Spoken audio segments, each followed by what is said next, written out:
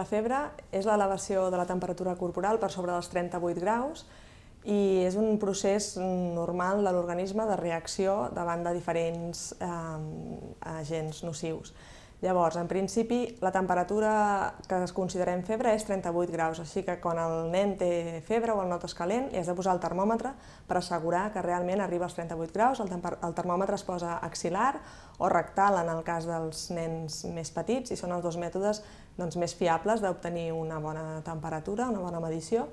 I llavors, si realment el nen està molest amb aquella temperatura, la tractarem. Com? Amb els antitèrmics, que els més freqüents que utilitzem a pediatria són el paracetamol i l'ibuprofè, i en principi utilitzarem les dosis que el pediatre en les revisions periòdiques ens ha dit que li toquen per pes. No hem de sobredosificar per baixar-li més ràpid la febre. Si només amb l'antitèrmic veiem que el nen està molest i ha passat una estona, podem posar-le a la banyera amb banys d'aigua tèbia o li podem posar algunes compreses fresquetes.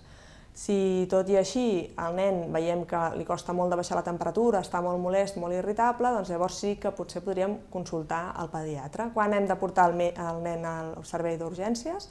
Doncs en el cas que tingui menys de 3 mesos sempre s'ha d'anar a urgències.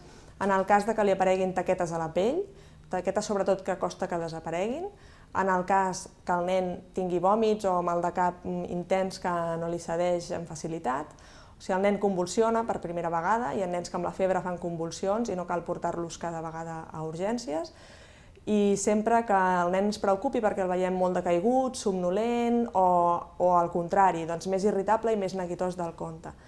Llavors, res, només per concloure, dir que és molt important saber que la febre no és un procés maligne, sinó que és una reacció de l'organisme davant de diferents causes, sobretot la infecciosa i vírica és la més freqüent, i saber que el que fem al tractar la febre no és curar la malaltia, sinó facilitar que el nen estigui més confortable.